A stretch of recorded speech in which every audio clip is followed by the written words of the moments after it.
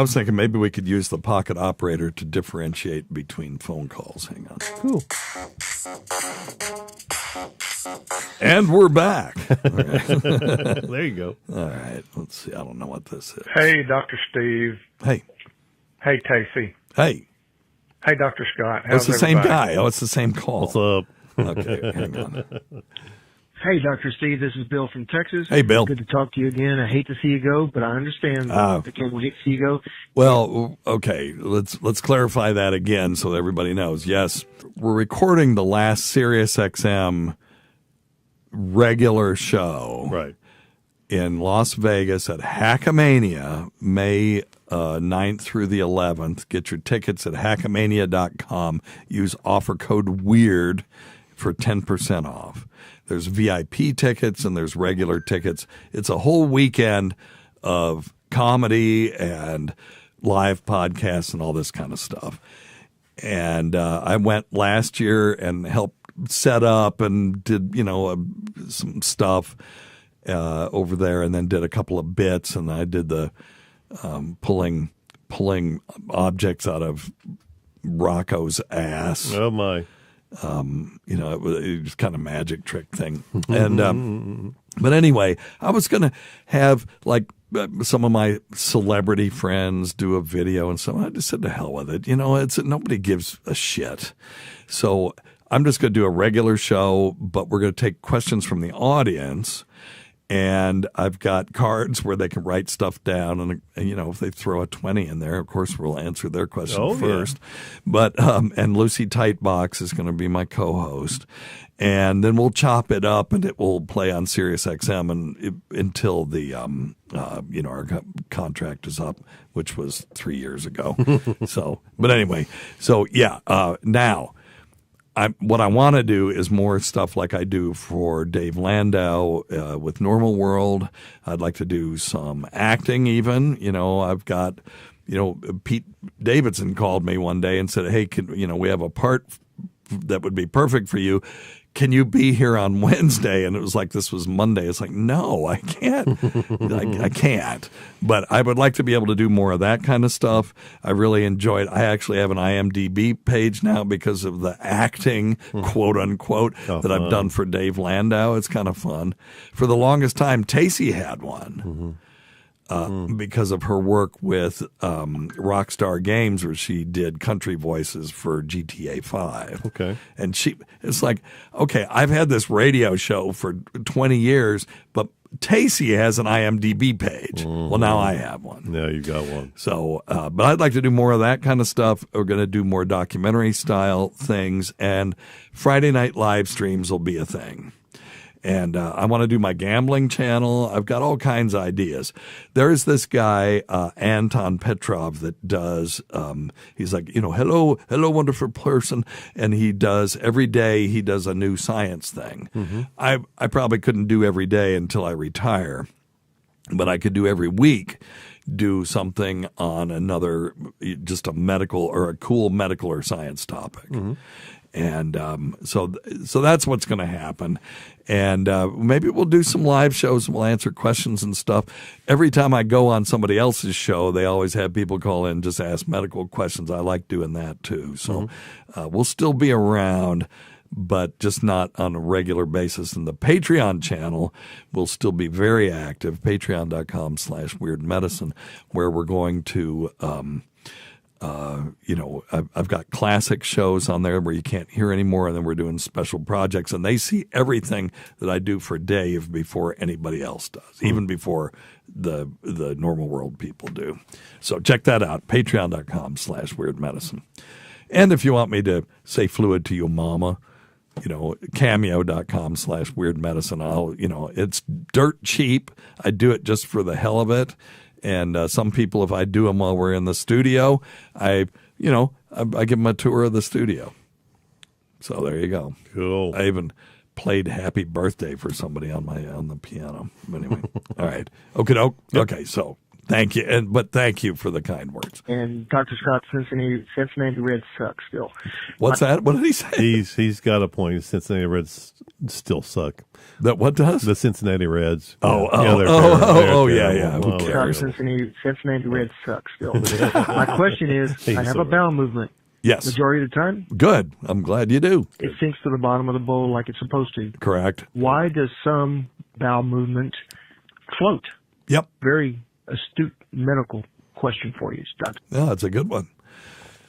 I'm not sure you're using the word astute correctly, but it is a good medical question. Scott, you want to take it? I know the answer to this. They have some fat in it. That makes Could be them float. fat. Could be fat. Could be fat. I'll give you a half of a bell. Give thyself a bell. Air, Yeah. gas. Yeah, but it could be fat. Yeah. Fat it will, but usually when you have fat in your stool, you have malabsorption. Right. You should not have fat in your stool. All the fat should be Absorbed and broken down. broken down and dissolved. Yep.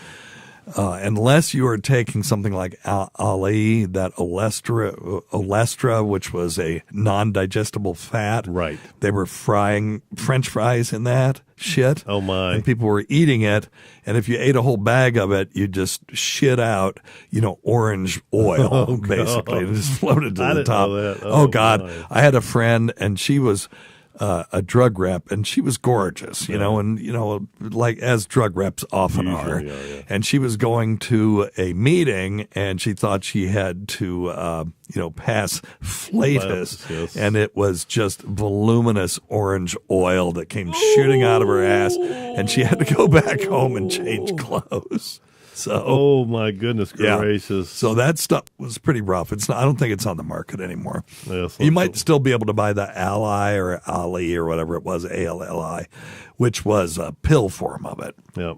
Oh, my goodness. But yeah, if you have fat, it could make it rise, but you'll also see globules of fat. And if you see globules of fat and you're not taking an undigestible fat supplement, you may want to get that checked. Right on. I would, for a lot of people who have chronic diarrhea, I do a thing called stool for fat, which is they shit into a bucket for a day, and then they look in it. That's if you want to do quantitative fat, that you do it for 24 hours, and then they run it through a machine and they see how much fat is in there, and they look at it under the microscope, see if there are fat globules, and that is a sign of malabsorption. People whose pancreas isn't working right or their bile duct isn't working right. Could have had maybe their gallbladder removed. Well, possibly. maybe. Possibly, yeah. Yep. So, So it's air or now air yeah. could be from a couple of things. It could be from what we call aerophagia. Some people eat so fast that they swallow air and they'll get bloating and pain, and then their stools will float because there's air in there. They'll also have voluminous flatus and stuff. But a really common way is to get air incorporated into the stool is for the bacteria to ferment something while it's in the turd form and then creating air bubbles, sort of like baking bread, right? Yes. When you bake bread, it rises. It rises Okay, because the Got it. yeast are making CO2 bubbles in there, and then when you bake the bread, it kind of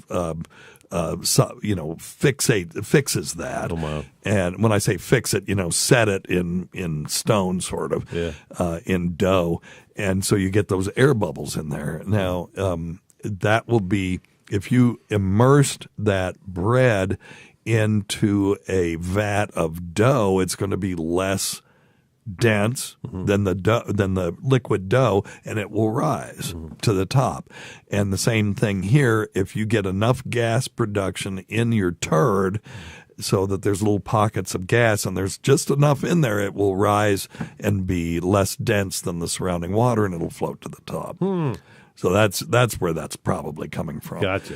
And, if you have really smelly, disgusting farts, you may have a bad, colonic flora. Overgrowth of something. Yeah, you may have an overgrowth of something bad. Yeah. And I recommend eating fermented foods for that, and not just yogurt. Yogurt is just lactobacillus. You want more than that. Yep. So, and if you ferment pickles, that's mostly lactobacillus.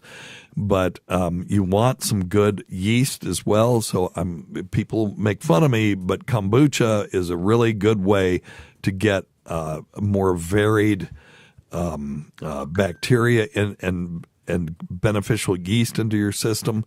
And if you don't like the taste of it, make smoothies out of it. You know, my son and his fiance have gut issues, and the gut-brain axis is really important, and the gut can cause total body inflammation, which can cause all kinds of problems. Mel B, we were talking about this when she was here. You know, she has autoimmune disorder, and she just had a widowmaker, MI. So I want to put her on an anti-inflammatory diet. One of the things to do is to make a smoothie with anti-inflammatory type stuff in it. I would put kombucha in it. I would put kefir. Kefir is basically, it's like a liquid yogurt from the old country. And the people that eat that or drink that shit in the Ural Mountains live to be 120 years old. Right. And I would put, spinach in there, and maybe every once in a while, I don't think every day, is a little turmeric. And you can throw, and there's other things like that you can throw in there as well. And I think it would really help with that sort of stinky, if you have farts that are chasing people out of the room, just change the flora in your gut. Yeah, there's. Okay. Oh, wow. All right. Anything you have to add to that? No, one other thing I love is I love sauerkraut. I love sauerkraut. You can yes. And a lot of people don't they say they don't like sauerkraut, but I'm going to tell you how to use it. Okay. If you'll get like just a normal sauerkraut, the good sauerkrauts you can buy in the grocery store. I will actually take those and mix them with spices and herbs and make toppings for my tacos. Oh, yeah. So I make a sauerkraut topping for tacos, and that makes sense. That way sure, you don't really know that it's sauerkraut, and it actually has got a wonderful kind of acidic. Make flavor. sure it's fermented though, Yes, and that it has active cultures in it. Now you can make your own sauerkraut. Let me teach you guys how to make your own sauerkraut. Is it going to stink them out of the house? No, it's not bad. Oh, is it not bad. okay? No, it's not like kimchi, huh? No, it's not. Although it is related to kimchi, right? So what you want to do is you get salt that does not have iodine in it. Right. Like Himalayan salt or Celtic sea salt. Or just even Morton salt that just is non-iodized. Okay. Right? Gotcha. And what you want is a 3% brine, basically. So I'm trying to find the actual recipe here because I hadn't planned on doing this. Well, you can Google it. But basically you cut the sauerkraut into however you want it. Do you want it long and stringy, or do you want little chopped up sauerkraut? And then you don't add any water to it. You don't have to. You're going to weigh it, and then you're going to add 3% salt to it, and you're going to mush it around with. You get a glove and just mush it in until it's well incorporated. Okay. Then you want to put it in a fermentation vessel where the liquid, because all of a sudden there's going to be all this water in there because cabbage is mostly full of water. Oh, yeah. And the salt will draw it out. Yep. And so you're going to have now a solution that's got 3% brine, and it's going to have the cabbage in it. And you want to put it in a fermentation vessel. You can buy one at I bought fermentation lids that go on mason jars, quart mason jars. And you pack it, and you got to make sure that the liquid is above the solid particles.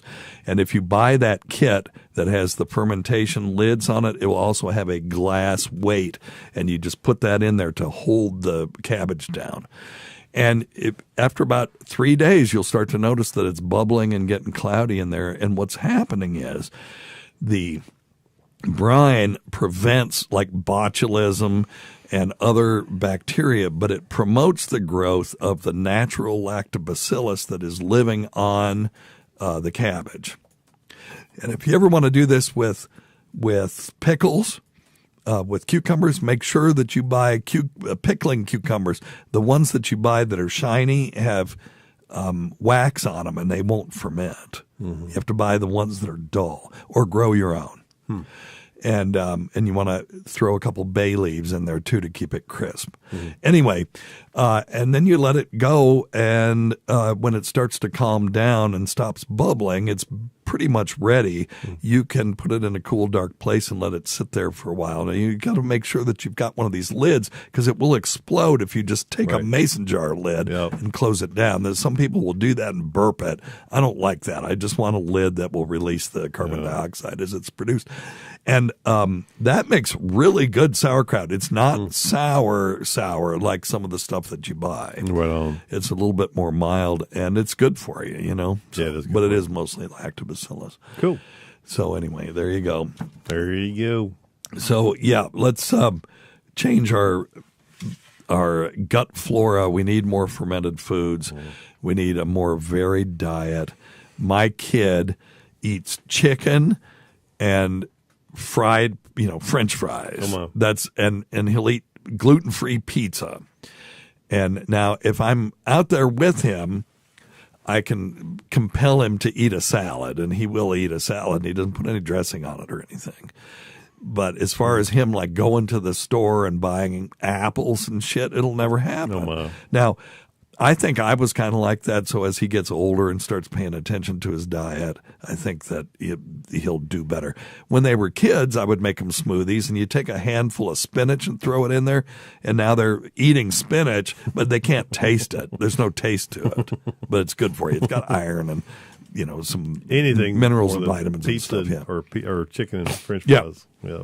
So when we were on vacation this last time, oh my gosh, how funny! I made a smoothie for them every day. Oh my gosh! Now his fiance, she's all about it, so she can make him kind of follow suit. She's a good role model for him.